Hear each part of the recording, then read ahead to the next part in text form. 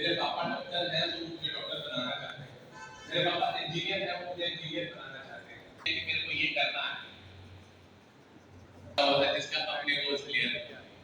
चार सबके हाथ में, तो आपको सबसे पहले ये पता होना चाहिए कि हाउ मैनी सीट्स और medical seats are there.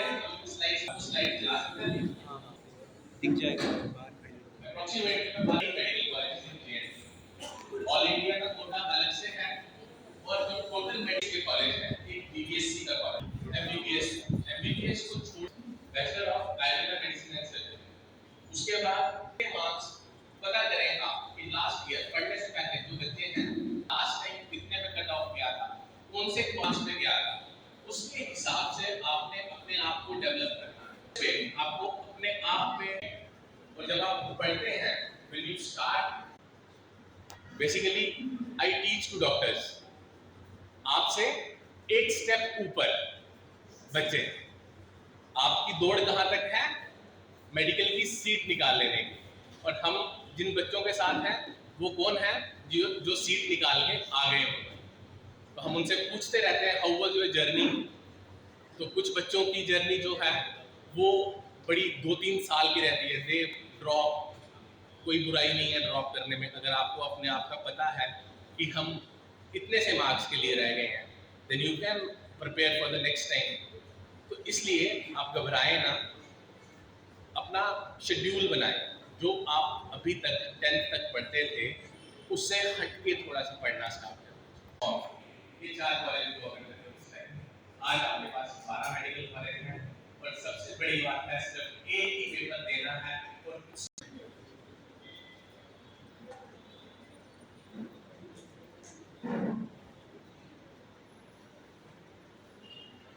Don't go by that.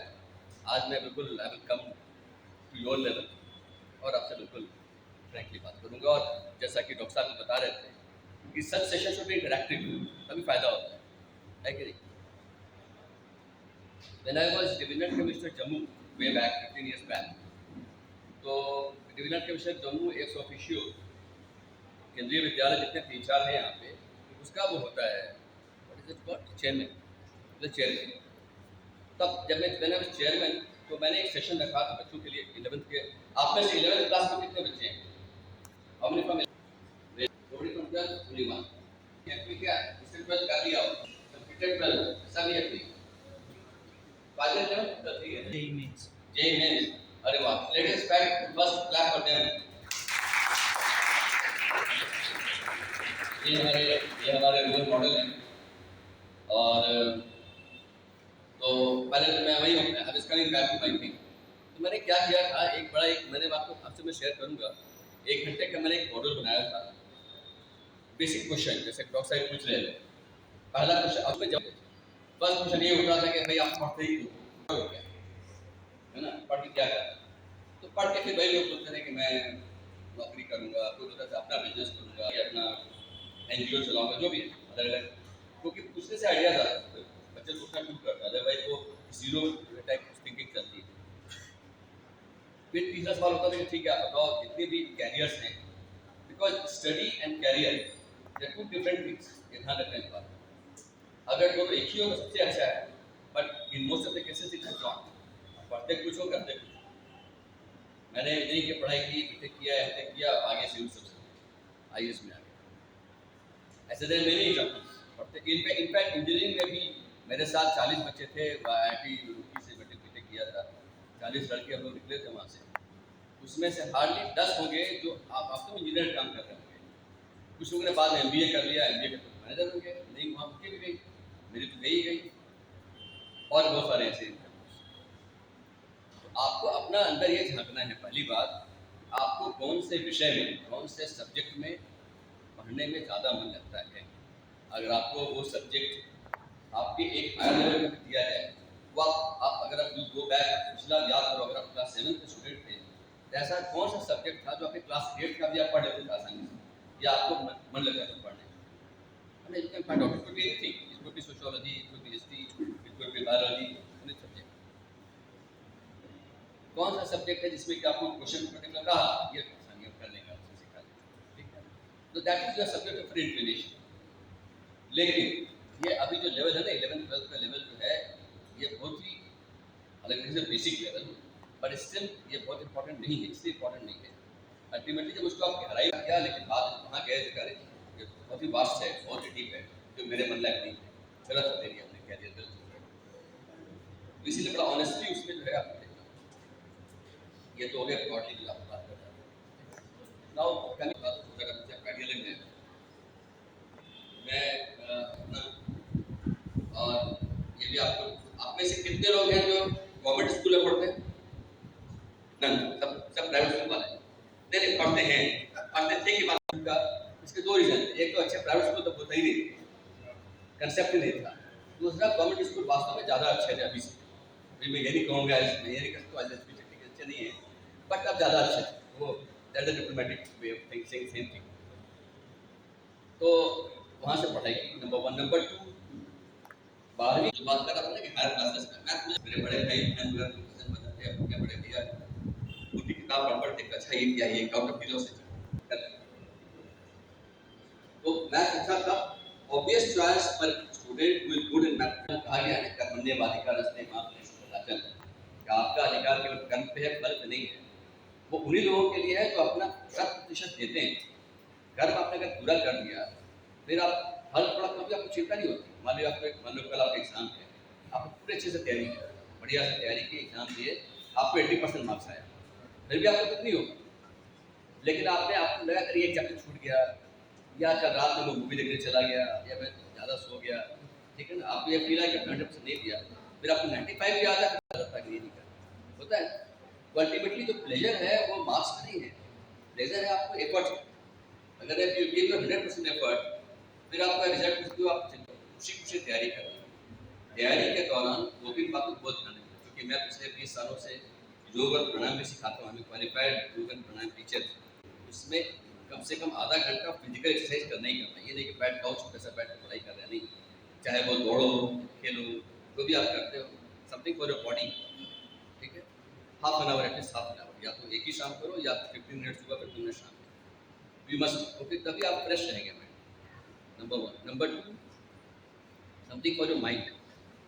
Mind के लिए बहुत अच्छे अच्छे मेडिटेशन होते हैं। अगर आप लोगों ने सीखा हुआ है मेडिटेशन तो ठीक है, नहीं सीखा हुआ है तो बहुत सिंपल योग निद्रा। How many of you have heard of योग निद्रा? सुना किसी योग निद्रा? नहीं। कई बार क्या होता है, एग्जाम वगैरह के टाइम में नींद कम आती है, या ज़्यादा भी आती है, कई बार डर के मारे छोड़ो सो जाते हैं, वो होता है, एक्सपेक्ट सबके साथ होता है। तो उसको बैलेंस करने के लिए 10 मिनट का आप यूट्यूब में देख सकते हो योग निद्रा। हाथ बंद करके लेट जाना है, आपको गाइडेड मेडिटेशन होगा। आप लेट जाइए, पैर पे ध्यान दीजिए, कमर पे ध्यान दीजिए, इस तरह से आपको बॉडी पे ध्यान देना है। दैट इज योग। उससे आपको रिलैक्स करना है, कुछ इस तरह की चीज़ करना है।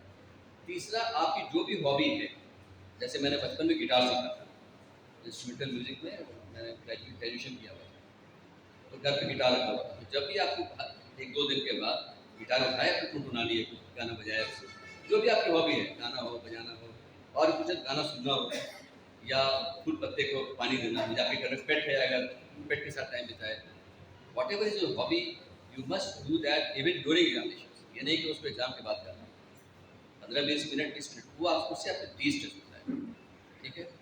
चौथी चीज़, एग्जाम के टाइम में ज़रूरी है, खासकर पेरेंट्स को, ये 15-20 मिनट उसको एकदम अलग कर दीजिए उसके कमरे से, और साथ बैठ करके डिस्कस करिए समथिंग लाइटर आउटसाइड एग्जाम, फालतू फालतू चीज़ें, बकवास चीज़ें, ताकि उस दिन वो रिलैक्स हो, है ना। और अब नया पे ऐड कर देता हूँ 5वीं चीज़, खाते समय मोबाइल या टीवी का यूज़ इस्तेमाल ना करें, क्योंकि खाना अदरवाइज भी करना चाहिए, बट एग्जाम के टाइम में तैयारी में ज़्यादा बता रहा हूँ। इसलिए कि जो आप खाना खाते हैं ना, that is the most important job आपके लिए, क्योंकि आपके एक उसका एक थॉट ये है कि आपके अंदर जो भगवान बैठे हैं, जो आपको गाइड कर रहे हैं, उनको आप भोजन दे रहे हैं। दूसरा थॉट ये है कि आप जो खाते हैं वही आप बन जाते हैं, वही बन जाता है ना, और आपको नरिशमेंट साथ साथ, अच्छा आपका ध्यान जिस चीज़ पे आप ध्यान दोगे वही चीज़ फलेगा। आप खाने पर ध्यान दोगे तो 15-20 मिनट के लिए वो आप फलेगा। आप ये रहे हैं, आप जल्दी में मोबाइल पर पढ़ रहे हैं, किताब पर पढ़ रहे हैं, तो आप इतना ध्यान दीजिए कि उससे कोई होने वाला नहीं। और एक इम्पॉर्टेंट चीज़ लोग बोलते हैं ना कि मैं 12 घंटे पढ़ता हूँ, 14 घंटे पढ़ता हूँ, तो ये सब बकवास है। इसलिए बकवास है, पढ़ तो रहा है, अपना उसका ध्यान कहाँ और है, उसका कुछ और सोच रहा हो, हो सकता है कुछ और पढ़ रहा हो, ठीक है ना। जो सही पढ़ाई अगर है, रोज पढ़ाई 6 से 8 घंटे बहुत होती है, क्योंकि आपको सोना भी है, आपको खाना भी है, आपको तैयार भी होना है, और जो मैंने जो चीज़ बताई वो भी टोटल 1 घंटा बन जाता है।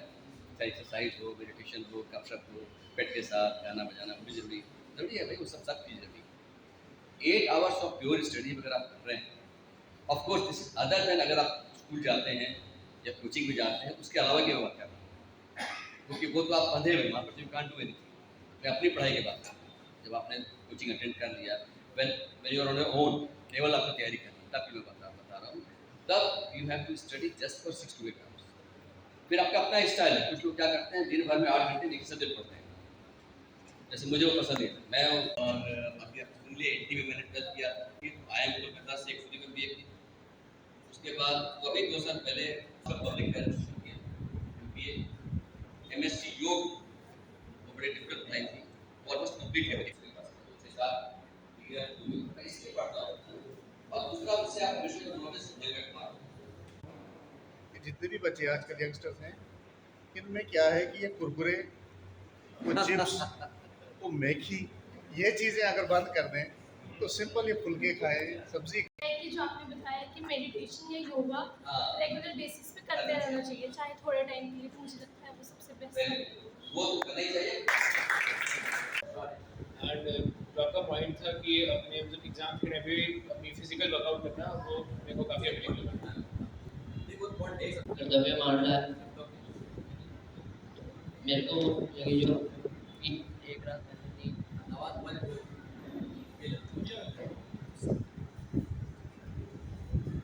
एग्जाम से एक दिन पहले नींद लेने एंड मेरे को आपकी ये बात अच्छी लगी कि हमें अपनी physical health and mental health को बैलेंस रखना है, क्योंकि उससे हम ठीक रहते हैं, हेल्दी फॉर अस। एंड मुझे आपकी सबसे अच्छी बात लगी दैट फ्रेंड सर्कल वाली, कि 2-3 दोस्त जो होते हैं वो अच्छे, बस फेलोशिप इज, लेकिन उसका आर्य मदद भी है तुम्हारे, ज़्यादा देखना ज़्यादा अच्छा लगे, ये भी अच्छा लग रहा है, गुड। आर्य का 99.75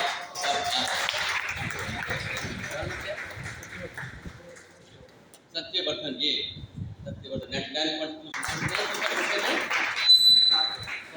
बारी बारी अपना पूछूंगा, ये अपना एक्सपीरियंस थोड़ा ब्रीफली बताएंगे, कैसे तैयारी की थी और क्या करना चाहिए और क्या नहीं करना चाहिए, वो भी इम्पोर्टेंट है कि नहीं, क्या नहीं करना चाहिए ना।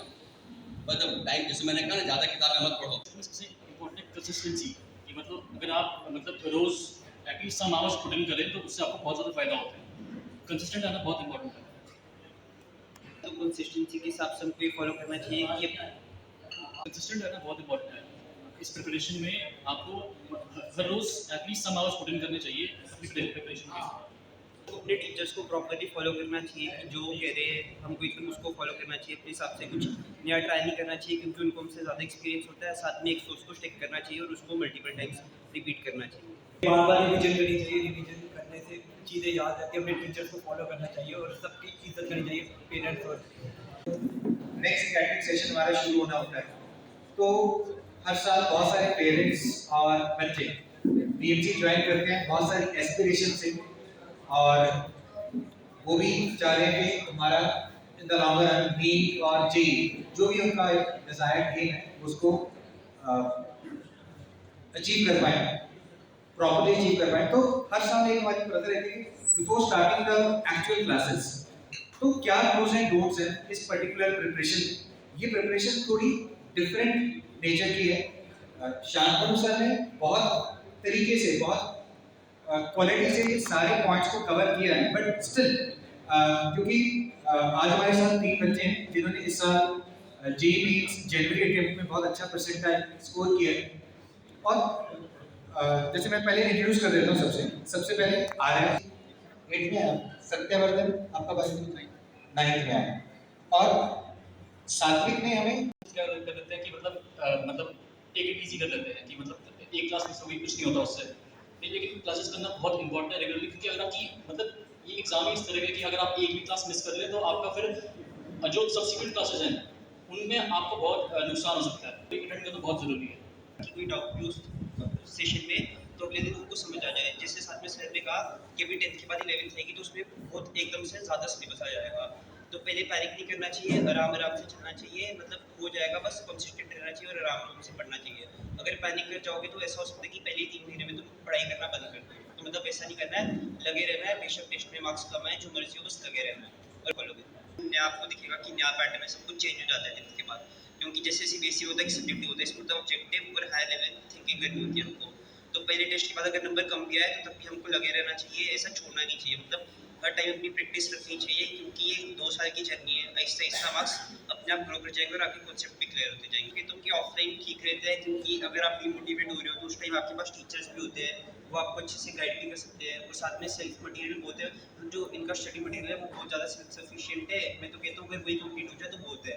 कभी कभी तो ऐसा भी होता है कि वही पूरा कंप्लीट नहीं हो पाता है, उसको ही मल्टीपल टाइम्स प्रैक्टिस करनी चाहिए, ताकि वो चीज़ आपके दिमाग में बैठ जाए कि मतलब हमको इस हिसाब से अप्रोच करना है क्वेश्चन को। मल्टीपल रिसोर्सेज करने से होता है कि ना ये चीज़ कर पाते हैं ना इधर नहीं कर पाते, ठीक है। मेन तो हमारे रोज़ अपने टीचर्स जो पढ़ाते हैं उसको रिवाइज करो, रोज़ क्वेश्चन सॉल्विंग करो। अब स्टार्टिंग से ही अपना कंसिस्टेंट रहोगे 2 साल तो फिर आराम से निकल जाएगा। अगर बच्चे को पहले ये पूछो उसने करना क्या है, अगर सपोज उसने आईआईटी या जेईई मेंस करना है या नीट क्लियर करना है तो उसको फोकस रहना चाहिए। पेरेंट्स का एक ही काम है उसको डिस्ट्रैक्शन से बचाना। डिस्ट्रैक्शन बड़ी तरह की है, सबसे बड़ी डिस्ट्रैक्शन है फ़ोन। तो मेरी तो ये सलाह है कि जैसे हमने अपने बेटे को ये है कि इसको बोला कि डिस्ट्रैक्शन से बचना, अगर आप 10 घंटे पढ़ो, 5 घंटे पढ़ो या 8 घंटे पढ़ो, जितना देर पढ़ो बस फोकस होकर पढ़ो और ये सोचो कि मैंने करना क्या। ये ना हो कि बस किताबें खोली हैं सामने और फ़ोन सामने खुला है और उसकी वजह से तो उसका कोई फ़ायदा नहीं है कि आप चाहे वीएमसी में पढ़े या घर में पढ़े या कहीं भी पढ़े, उसका कोई फ़ायदा नहीं है जो टीचर पढ़ाएंगे। और जब तक बच्चे को आफ्टर 2-3 महीने के बाद उसको समझ ही नहीं आएगा, क्योंकि बैकलॉग इतना ज़्यादा बढ़ जाएगा, टीचर्स को अगले चैप्टर पढ़ाते जाएंगे लेकिन अगला पिछला उसको बिल्कुल समझ नहीं आएगा, बिकॉज उसका फोकस ही नहीं है। इसलिए बच्चों पेरेंट्स का ये रोल कि एक तो पेरेंट बच्चों के साथ बिल्कुल फ्रेंडली हो जाओ। ये ना हो कि मैं पेरेंट हूँ तो ऐसे बिल्कुल फ्रेंडली, जैसे क्योंकि बच्चे सारे 16, 17, 18 साल के हैं तो ये हमारे फ्रेंड्स ही हैं। अगर हम उनको फ्रेंड्स ही नहीं बनेंगे उनके साथ तो वो ऐसा ऐसा अपनी बातें हमसे छुपाते जाएंगे और एक ऐसा टाइम आएगा कि वो बिल्कुल हमसे अलग हो जाएंगे। इतना ज़्यादा प्रेशर है बच्चों हम पे, नहीं बच्चों पे इतना प्रेशर है। आप सोचो कि ये 2 साल की जर्नी नहीं है, ये इतनी लंबी जर्नी है और 14 लाख बच्चे पेपर दे रहे हैं और उनमें से हमारे अगर बच्चे थोड़े से अगर करेंगे एटलीस्ट कि उन्होंने कितना बड़ा जॉब किया, ये हमें उसको अप्रिशिएट करना चाहिए हमेशा। दुनिया बच्चों को कोटा दे रही है, कोटा छोड़ी गई है, एज ए फ्रेंड की पूरी सपोर्ट करनी है और इकट्ठे करें सारे बच्चे। ये होता क्या कि The felicitation of our JEE toppers who have achieved an outstanding 99+ percentile in the exam. This remarkable achievement reflects dedication, perseverance and excellence. I invite Mr. Yatan Singla to declare the results. Many congrats.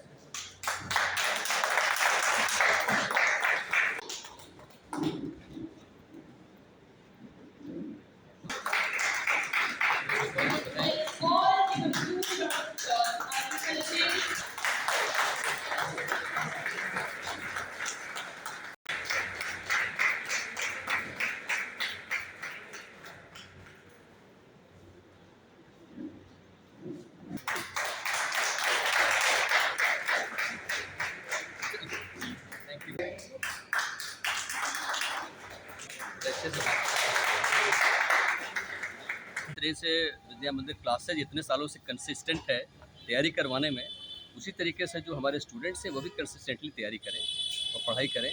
और आज यहाँ पर हम देख रहे हैं 7 बच्चे हैं जिन्होंने 99% से ज़्यादा मार्क्स आए, 3 आए हुए थे, उनको फेलिसिटेट किया गया।